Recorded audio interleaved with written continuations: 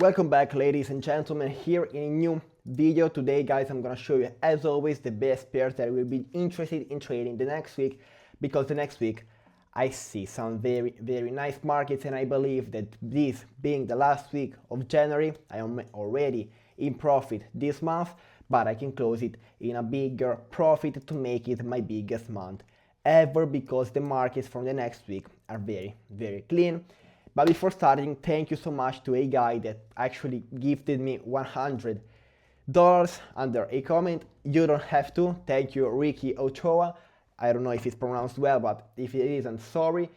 You didn't have to. Thanks for the support, but you didn't have to at all. I'm very happy that you're making money with the things that I teach for free. So actually, it's very nice to hear that. So let's get right into this video. And guys, those are the pairs that I will be interested in trading the next week, starting with USD JPY, which is my favorite one. Because, so first thing first, on the weekly time frame, we can see that on USD JPY we are bearish, with this one being the lower high and this one being the lower low. So we are bearish on the weekly time frame, and we write it up here.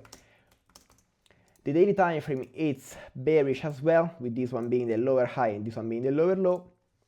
So daily bearish, and the 4 hour I can say that is bearish as well, because this is the lower high and this is the lower low on the 4 hour as well. So you guys already know what I'm gonna wait for this one here to do, is to have the pullback to this strong area of interest here on the weekly time frame, with 1, 2 touches, even 6 if you count this right here. So 3 touches using it as a resistance, and on the daily as well, 1, 2 touches using it as a resistance, 3, 4, 5. So it's actually a very nice area of interest, and I'm waiting for the same exact thing as we did in the past. So wait for the pullback to this one here, so actually something like this, pullback up there, to then sell to the downside. It's very easy to trace it up.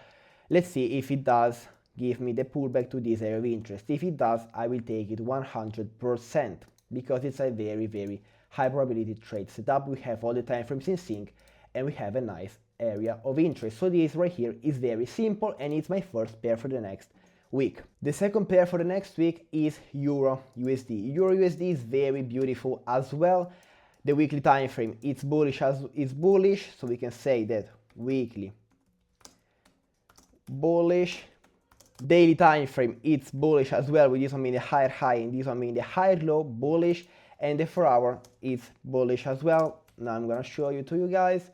4 hour bullish as well, with this one being the higher high, and this one being the higher low. Guys, you already know what I'm gonna wait for this one here to do, is to have a retest to this area of interest here with 1, 2, 3 touches, using it as a resistance, which on the daily it has been used many times as a resistance and sometimes even as a support.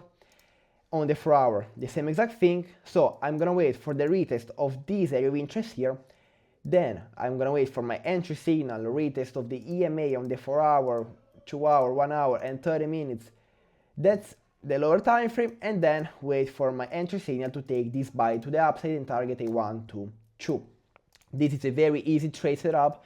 What I actually really like is the fact that last week closed like a big bullish engulfing, and whenever we have a bullish engulfing, maybe the week after that we continue going to the upside. So that's my analysis on Euro USD, and it makes a lot of sense to trade it, because we have to trade the trend, and we have all the 3 time frames bullish, and on USD JPY all of 3 time frames bearish.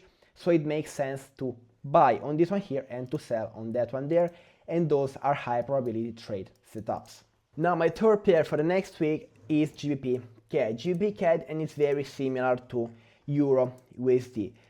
We can see that on the weekly time frame we are bullish on GBP CAD. We are very bullish, with this one being the higher high and this one being the higher low. So we are bullish on the weekly time frame. On the daily time frame we are bullish as well, and after last week I won a trade here. I lost 1, which was the first one, and then I won a trade, so I'm in profit the last week. 1 risk to reward, which is 5%, very good. So last week I took a sell. This week I'm gonna wait for a buy, because now the daily is bullish, the weekly is bullish, and the 4 hour time frame it's bullish as well. And guys, we have this nice area of interest here on the daily time frame with 1, 2, 3, 4, 5, 6, 7, 8, 9, and I'm gonna wait for the 10th touched, using it as a support once again like it did here and here, to take this trade to the upside and target these highs here, because those were the targets whenever we reached this area of interest. Look, using this area of interest as a support to continue going to the upside, and that's my target as well for the next week. So I'm gonna wait for a pullback to this area of interest here and target the high up there, which is also around psychological level 1.88,000, which is my take profit at a 1 to 3.5 risk to reward. If I catch a 1 to 3 the next week, I will be a lot in profit, because guys, I risk 5% of my live account every single trade. So a 1 to 3 can make me set for 1 month more. So actually this is what I'm gonna wait on GBP CAD, which is very, very clean, and it's my last and it's my third pair for the next week. And now I have one that's very, very similar, which is GBP USD. On GBP USD, it's kind of similar to Euro USD. We had the last week closing like a big bullish engulfing many candlesticks like we are seeing right here. We have a strong area of interest on the weekly on GBP USD with 1, 2, 3, 4 touches. So the higher the time frame the area of interest is, the better it is. The daily time frame, it's bullish as well, with this one being the higher low and this one being the higher high, the same area of interest that we have on the weekly. It's a very nice zone of support and resistance on the daily time frame.